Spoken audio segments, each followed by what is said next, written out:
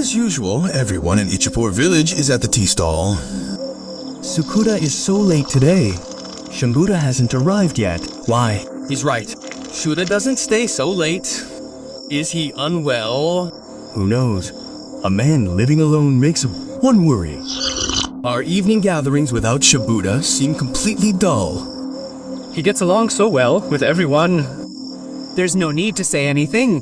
And isn't that all? The events in Shambuda's life are as mysterious as they are heartbreaking. It's better than sitting here. Let's go by Shambuda's house once. That would be good. He has made such a place in our hearts that it feels strange to miss him for a day. Rajesh and Vijendra were chatting about this when the tea seller, Kesari, said, "You guys should stop by Shambuda's house and take this tea with you." He has a habit of drinking ginger and bay leaf tea in the evening. Yes, he's right. Shambuda's evening is incomplete without a cup of tea made by you. Rajesh and Vijayan took the ginger and bay leaf tea and set out for Shambuda's house.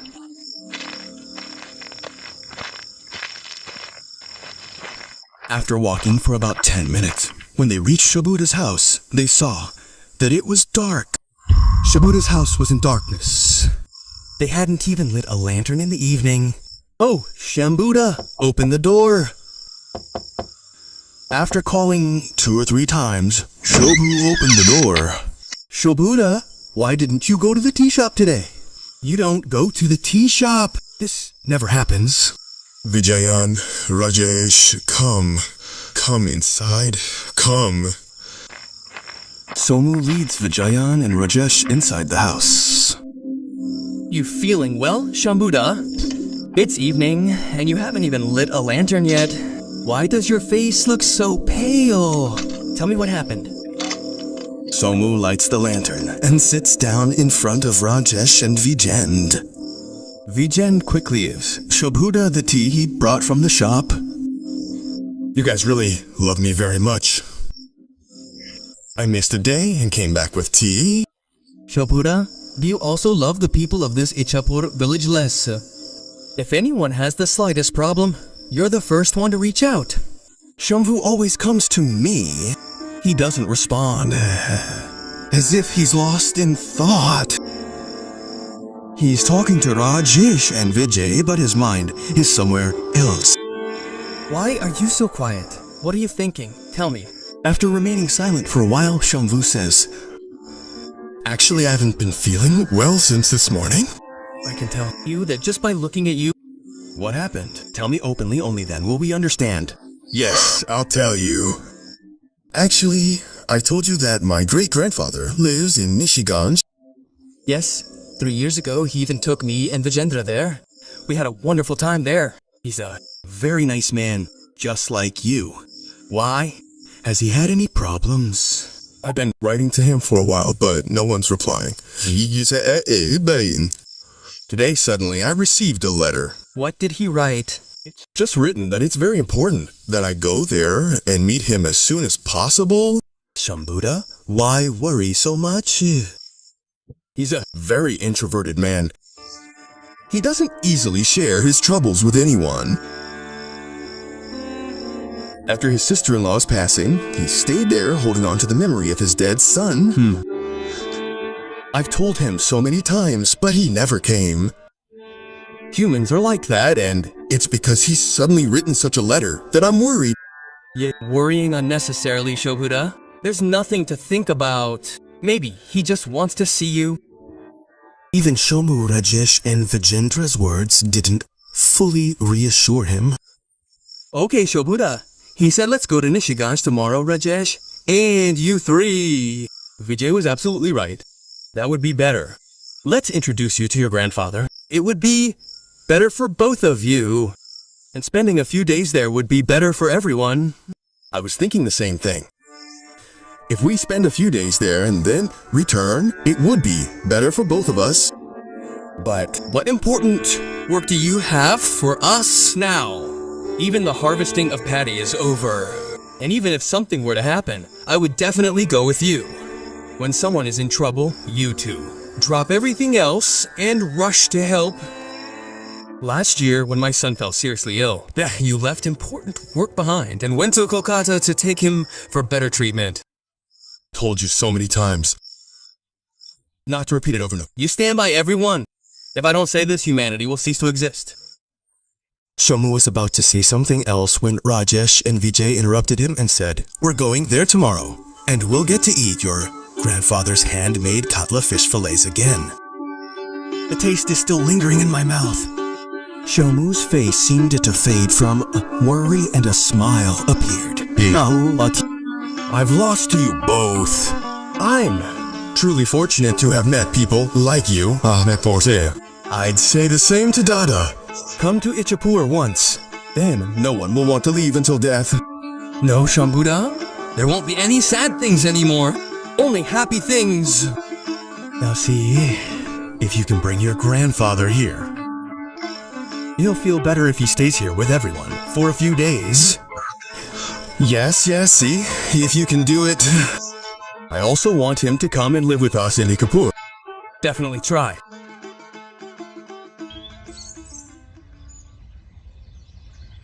Next morning, Shambhu, Rajesh, and Vijendra left for Nishiganj. Shambhu was overjoyed. He would finally meet his grandfather. He took his favorite rasgullas and a Punjabi dhoti with him. Rajesh and Vijendra just stared at their shabuda. Well, these days, even young brothers don't have such a good relationship. The bond between Shabuda and her grandfather, who isn't even the same mother despite their age, was so deep. It was a sight to behold. From Sealda station, they boarded the local train and headed for Nishiganj. It had started raining heavily since noon. From the train window, the fields, the small villages, the ponds, all seemed even more beautiful.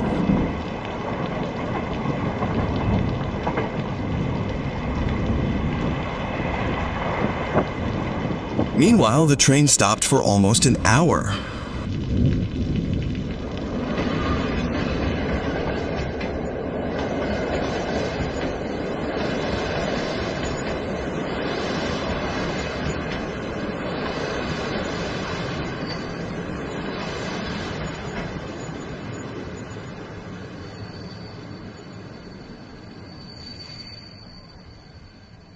By the time the three of us reached Nishigan Station, it was already evening. The train dropped us off and vanished into the dark horizon in an instant.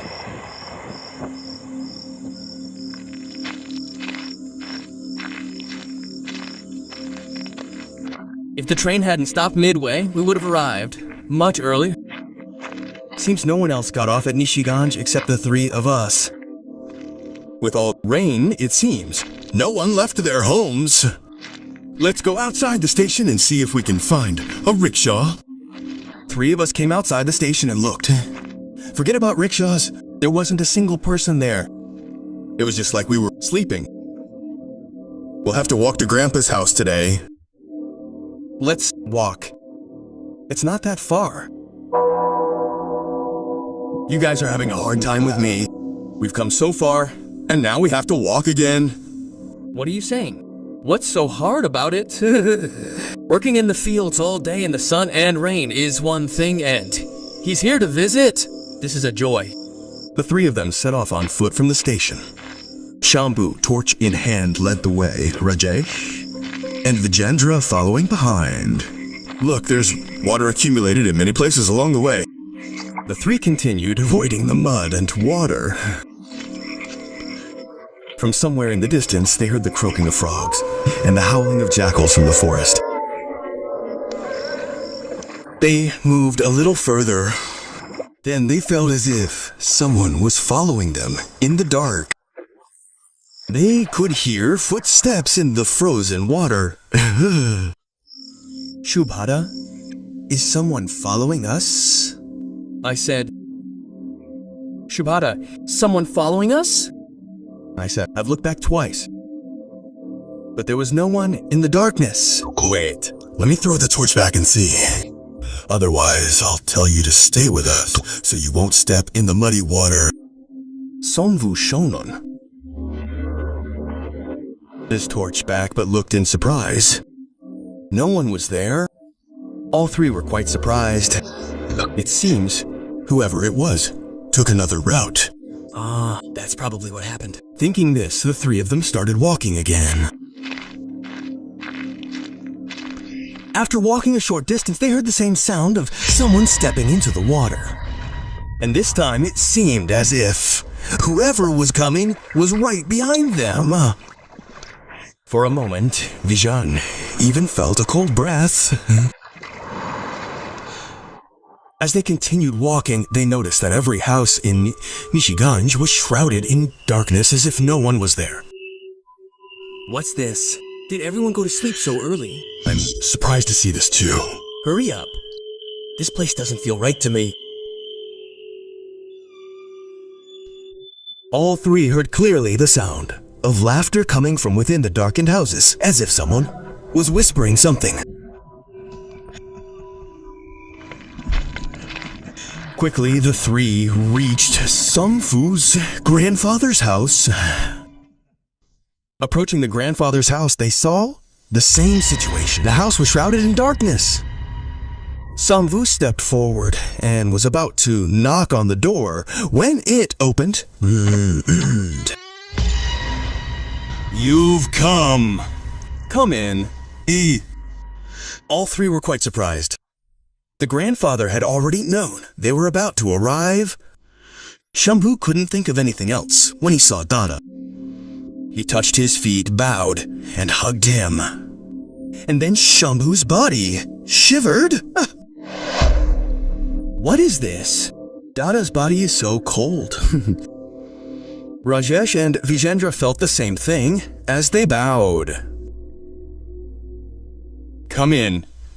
Sit here. Dada, are you not feeling well? How is your face? How many times have I told you to come with me to Ichapur? It would be so nice to see. But no, you wanted to take me here. No, it's time to go somewhere else. I was waiting for you. What do you mean? I'll tell you. I'll tell you everything. Okay, we'll talk about the rest later. Look what I brought you. Rasgullas, dhoti, Punjabi. Dada just stares at the things for a while. Tears well up in his eyes. This? Dada, why are you crying? I see this every time. Whenever I bring you something, you cry. It's the same when my younger brother brings you something.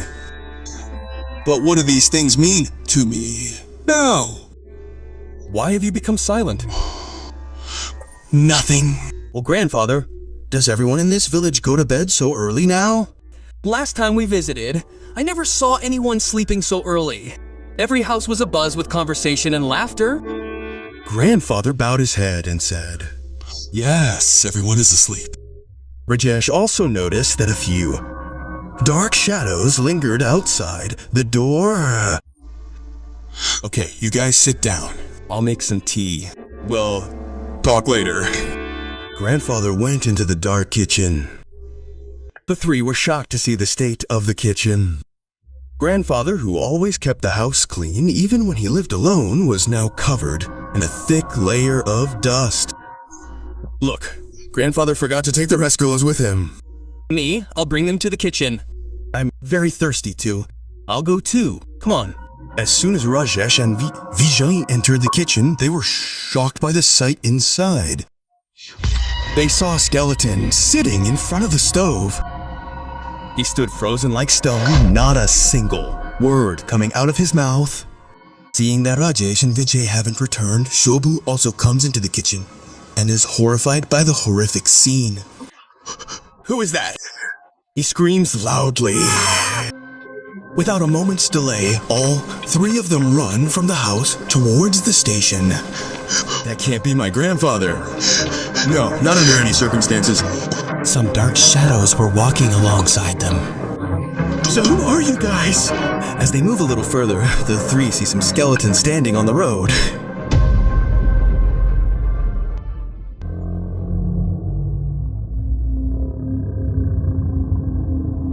One skeleton moves forward right in front of Somfu.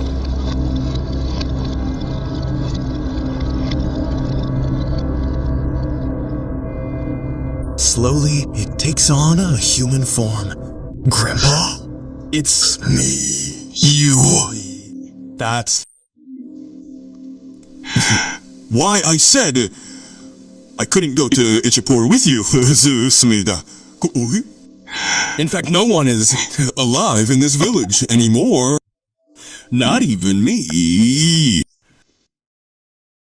Hearing this, Shumu sits down with a thud. Tears are flowing from his eyes. Grandpa! Don't cry, brother. Everyone died in the dengue epidemic, but no one's funeral rites were performed, so there was no salvation. Will you do that? Shubhmu continues crying. Rajesh and Vijendra try to console Shubhmu. Brother, everyone has to die. I was probably that old. Grandfather, why didn't you inform me? How could I have called you in this predicament? So many times the panchayat was informed to provide dengue mosquito repellent. But by the time the medicine arrived, most of the villagers had died. And those who survived had left. That's why when everything was over, Grandfather told you come and put your hand on Shambhu's head. Shambhu, you have one more thing to do. I have no one except you. So sell my house and land and use the money for the development of Ichapur. I will feel very good. This is my last wish. I will do it, Grandfather. I will fulfill your every wish. Come on. After so many years, I will meet your Bodhi. She has been alone for so long. Now we will meet. After this, Grandfather's face slowly dissolves into thin air.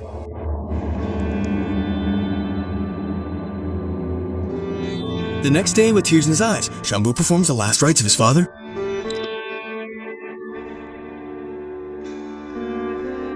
And with the money from the sale of the land, a women's school is established in Ichkapur.